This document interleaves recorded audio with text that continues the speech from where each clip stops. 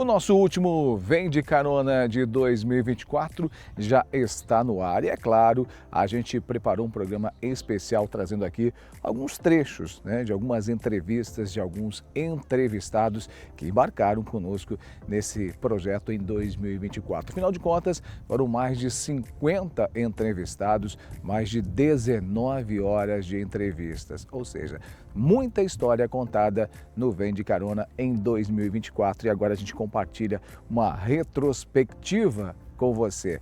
Embarque com a gente e acompanhe sempre a bordo de uma Mitsubishi da Caio Motors de Chapecó. Vem de Carona, oferecimento Caio Mitsubishi Motors. Conheça a Pajero Sport 2025, conforto, segurança e tecnologia. Espaço para toda a família. Só entende quem dirige. Vá até a concessionária da Caio Mitsubishi em Chapecó e faça um test drive. O que todo mundo quer saber antes da gente falar do rugby, antes da gente falar de tudo, porque ainda é muito recente, as Olimpíadas lá de Paris, como é que foi representar o Brasil nessas Olimpíadas? Representar o nosso país sempre é uma grande honra em todas as competições que a gente vai. Desde aqui um próprio sul-americano, que nós do rugby somos hegemonia aqui na América do Sul, até o circuito mundial, o mundo inteiro, onde muitos países têm o rugby como principal modalidade do seu país. Tendo exemplo como Fiji, Nova Zelândia, que são países que são muito fortes nessa modalidade. Então acho que cada jogo que a gente entra em campo vestindo a nossa amarelinha, pra gente já é uma grande honra. Os Jogos Olímpicos é um grande evento que acontece apenas de 4 em 4 anos. E no rugby são apenas os 12 melhores países que conseguem essa vaga. Olha só. Então, só de nós estarmos entre esses 12 melhores times, pra gente já é algo muito mágico. Você também se tornou inspiração. Você disse que participou de 3 Olimpíadas e no ciclo de uma delas você teve uma notícia nada agradável, obviamente que tratava da sua saúde, um diagnóstico de câncer. Como é que foi isso? Assim, na verdade, que para todos os atletas, um ciclo olímpico, ele é cheio de muitos desafios. E, na verdade, o meu grande desafio, ele começou um pouquinho antes de Tóquio, em fevereiro de 2021. Eu fiz uma cirurgia na coluna, porque eu tive uma lesão de hérnia. E eu voltei a jogar rugby apenas 2 meses antes dos Jogos Olímpicos. Nossa. Então ali já começou o primeiro desafio. Em cima um pouco antes da gente viajar pra Tóquio, eu já senti um caroço no meu peito. E aí, no início, eu falei, a gente não precisa se preocupar tanto, vai, joga, foca na competição. Quando voltar, a gente faz exames e vê o que é que a gente precisa investigar mais a fundo. Foi isso pra você, porque a gente sabe que o câncer, olha, quase que na maioria das pessoas, ele causa um impacto muito grande, As pessoas, elas se assustam, O tratamento, ele é um pouco invasivo. Como é que foi para você receber essa notícia e como é que foi o tratamento também? Na verdade, quando começou, nos primeiros exames que eu fiz, que foi a tomografia, a cintilografia, que eu comecei a ver que tinha um foco no externo, nos primeiros exames os médicos falaram, fica tranquila, não te preocupa, porque como a gente pratica um esporte de contato, provavelmente seja resquício de uma lesão prévia. Claro. Então não te preocupa que não deve ser nada sério, mas vamos fazer a biópsia para descartar qualquer possibilidade. Aí, quando eu fiz a biópsia, eu já tinha lido o laudo antes de ir na oncologista, óbvio, com certeza. E aí eu já sabia que tinha sido constatado como células cancerígenas. Então, na hora que eu li, eu já pensei assim, boa. Então agora a gente vai ter que fazer um tratamento mais complexo. A minha mentalidade foi essa. Aí eu cheguei na consulta com a oncologista e ela falou, então, foi constatado células cancerígenas, agora a gente vai ter que fazer um tratamento mais sério, tu vai ter que parar, vai ter que fazer quimioterapia. Aí eu olhei pra ela e falei, beleza, qual que é o próximo passo? O que é que eu preciso fazer? Posso tirar algumas dúvidas contigo? Aí ela até ficou meio assim, essa vai ser a tua reação? Falei, cara, se eu ficar triste, chorar, entrar em depressão, vai ser pior e o tratamento vai ser mais longo, demorado e eu vou estar me sentindo pior. Então eu resolvi encarar como se fosse uma outra lesão. Quero tratar isso logo. Eu falei pra ela, é como se fosse outro ligamento cruzado. Eu vou ter que focar em cada processo para que a minha recuperação seja o mais rápido possível. O Léo Oliver, do Rio Grande do Sul, ele é cantor, É cantor e é conhecido principalmente lá no Rio Grande do Sul e agora ganhando mais espaço também através das suas interpretações com músicas, né? Com sucessos do Gustavo Lima. Antes da gente falar sobre isso, me conta um pouquinho como que você começou a sua carreira na música. Comecei na verdade pelas bandas de baile, que lá na minha região o que mais emplaca, o que dá mercado é bandas de baile, né? A nossa tradição lá. E aí, cara, eu tive já ensaios com amigos bandas de rock, sabe? Lá também o rock também é muito forte, rock and roll lá. E um desses amigos começou a me incentivar a cantar, porque eu não era cantor. Eu jogava bola, eu fazia de tudo, menos cantar. Mas eu sempre gostei de cantar, sempre. Só que aquela coisa, quando tu é mais novinho também tu fica mais tímido, enfim. Claro, né? claro. E aí quando eu comecei a aprender a cantar, ele me começou a me ensinar assim, tipos de repertório, tu pode cantar isso aqui, tu pode cantar isso aqui também. E aí começou a vir convites de bandas. Quando eu comecei a cantar direitinho, começou a vir os convites das bandas de baile, que era de amigos dele, músico, conhecia ele, começou a me indicar. E assim vai passando pro outro, né? Claro. Cidade pequena, interior. E aí começou a dar certo. Então com as bandas de baile eu comecei a pegar a bagagem, que chama. Daí eu comecei a pegar a estrada, né? Comecei a profissionalizar, ganhar dinheiro, porque eu não tinha intenção de ganhar dinheiro. Que ano isso, mais ou menos? Chefe, acho que foi ali meados de 2012 ou 13. Mas já faz um bom tempo também. Faz um bom tempo, sim. Faz sim. Mas carreira profissional, eu não tenho 10 anos ainda. Eu tenho uns 8 anos, por aí, 7, 8. E aí, como nasceu o Gustavo Lima na sua vida, na sua trajetória, na sua história da música? O Gustavo nasceu propriamente das bandas de baile, né? O público que curte ele ia nos shows, nos bailes, enfim. E quando eu trazia as músicas, porque os donos das bandas pediam para eu fazer a parte sertaneja do baile, né? Eu amo cantar as músicas da minha terra, que é a gaúcha, né? Claro. Mas ele pedia para trazer a parte sertaneja, porque é o meu forte, a parte sertaneja, né? Inclusive, os que não me conheciam, eles chegavam e diziam: cara, mas tu é do Rio Grande do Sul mesmo ou tu é do Paraná, tu é de Goiás, enfim? Tá aqui no Rio Grande do Sul cantando sertanejo, e canta muito bem o sertanejo. Isso, e aí a gente interpretando bem, eles contratam de monte, né? Então eu pegava e trazia as músicas, eu pesquisava assim, músicas novas, Luan Santana, Adair Cardoso, cara, Isa Novaes daquela época, Isa Rocha, lembra do Isa Rocha? Lembro. E aí eu pesquisei Gustavo tava na época com a...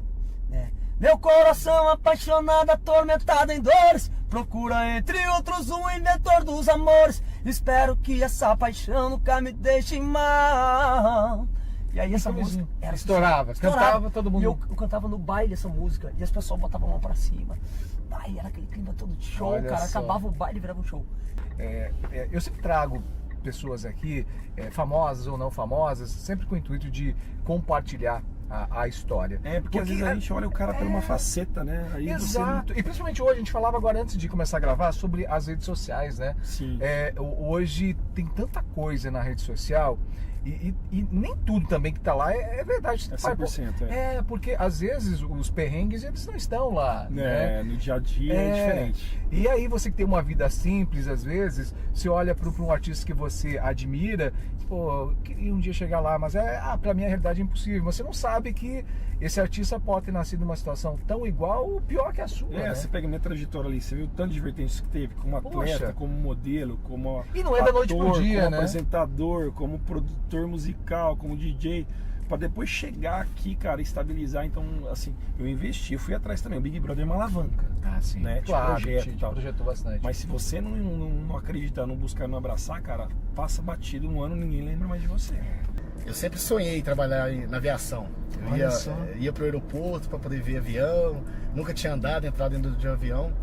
E uma prima minha, a Daiane, até bom mandar um abraço pra Daiane. Olha aí, abraço. A Daiane, ela trabalhava na Azul na época e eu sempre pedia a ela, nas oportunidades de festa de família ali, eu pedia, por favor, arruma uma vaga pra mim, até pra limpar o banheiro do avião. Eu vou. E aí ela conseguiu me encaixar, comecei lá a minha trajetória, na época na Azul, né, em 2013, e comecei no handling, né, fazia carregamento de bagagens ali, comecei na área mesmo ali do solo, do pátio do aeroporto. Então, assim, foi um sonho realizado naquele momento ali, né? Era um sonho poder entrar dentro do avião, mesmo que fosse para trabalhar. A gente observa muito nesse modelo de transporte todo o cuidado, todas as regras elas são cumpridas à risca, né? Porque não tem espaço para erro, né? Sim, todos os procedimentos, acabei inclusive de sair agora de uma reunião, até por conta de uma obra que vai ter que ser executada dentro do aeroporto, então precisa tudo estar sendo muito bem documentado, o procedimento muito bem alinhado, porque qualquer erro é fatal. A gente não pode arriscar, não pode ter jeitinho dentro de aeroporto. Durante qualquer outro tipo de administração, você consegue ali, né, fazer uma gestão, mas no aeroporto... Ajustar ou deixar para depois. Exatamente. No aeroporto não tem isso. Não, pra gente, pra Socicam, pra nossa empresa, é inegociável. Eu diria que o modelo cooperativista, ele tem ampliado, como você me disse, ele se ampliou muito, cresceu muito e não é algo que vai parar, né? Porque na visão que se tem mais ampla, hoje você precisa cooperar para se desenvolver em quase todos os setores, né? Exatamente. Hoje as pessoas precisam cada vez mais se socializar, né? Se compartilhar. Você falava muito há um tempo atrás do compartilhamento, né?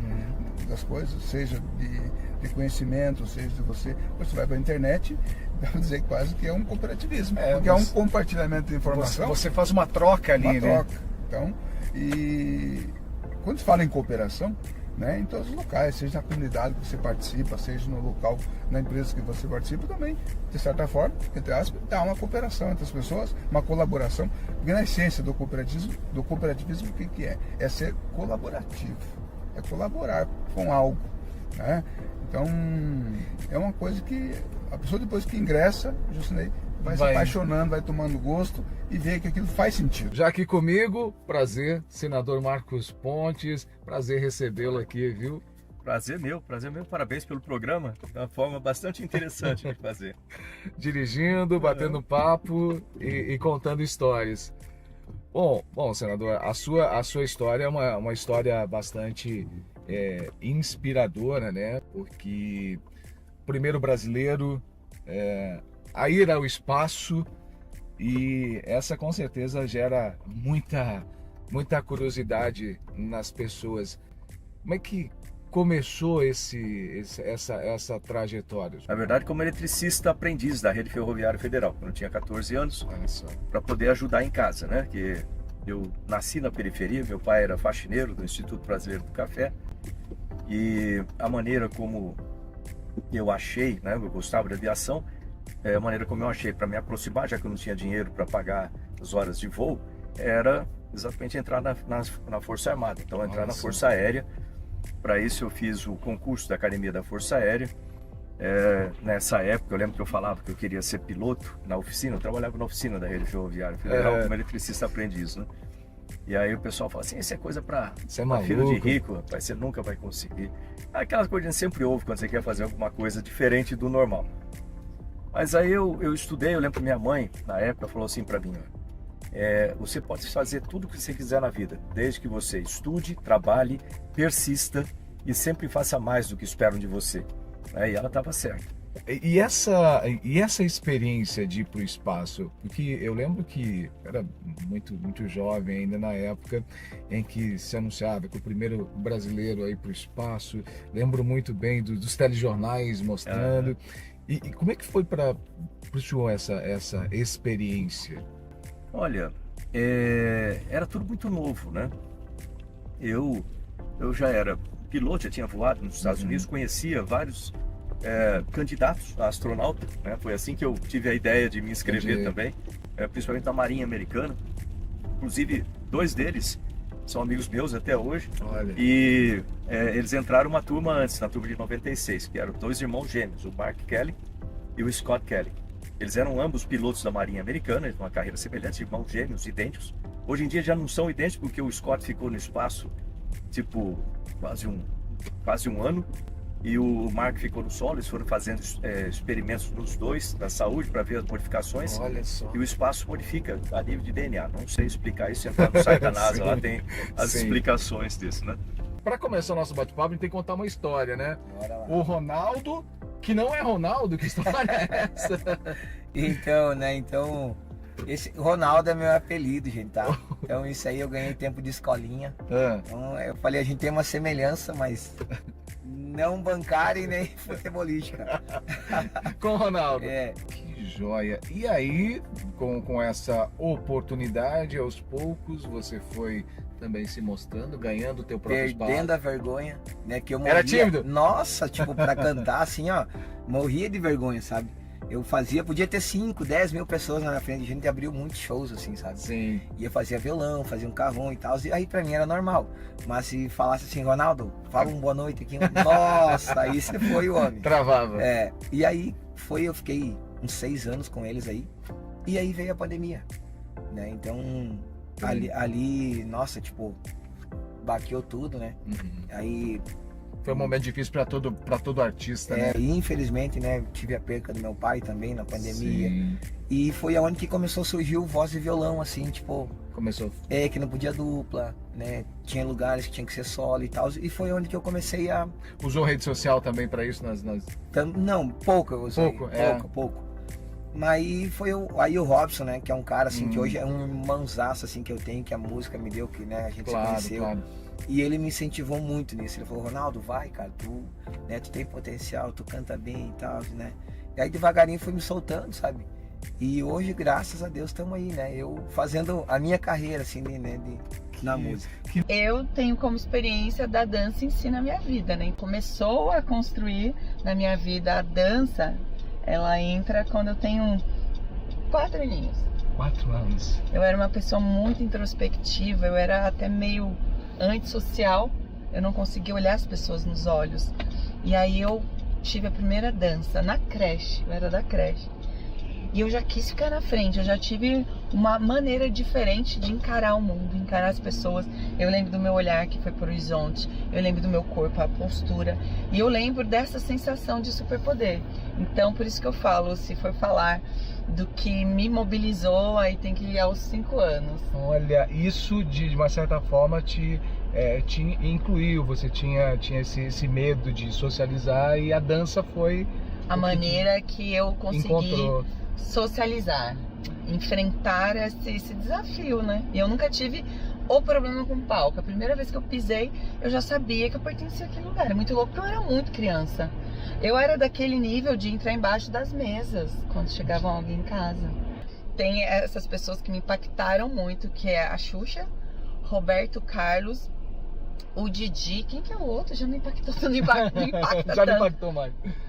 Silvio Santos, e de repente é muito louco, porque o Silvio Santos me convidou para trabalhar com ele, então eu fiquei um tempo lá, sendo parte da bancada do programa do Silvio, então toda semana eu encontrava o Silvio. A Xuxa, imagina quantas vezes eu participei dos programas, inclusive teve uma das Ilhas de Verão, lembra aquele programa da Xuxa? Lembro. Teve um desses que foi gravado na ilha, e por acaso o Tchan não ia ter show, e eu fiquei na ilha com a Xuxa, ficava assim, meu Deus, eu tô aqui com a Xuxa. Com o Roberto Carlos, teve uma vez que eu levei minha mãe pra conhecê-lo e eu tinha mandado várias cartas pro Roberto Carlos. Vou falar uma coisa que eu nunca tinha falado, porque não tinha surgido ainda, mas eu acho essa parte muito legal. Eu escrevi a carta pra alguns famosos que eu gostava.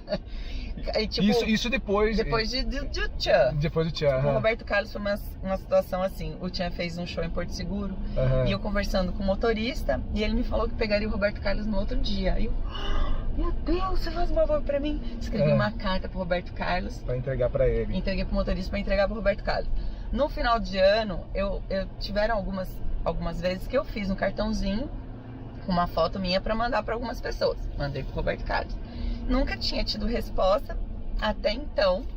Aí eu encontrei com ele no show, levei minha mãe, ele olhou pra mim, cheirinho, eu li suas cartinhas. Olha, que legal.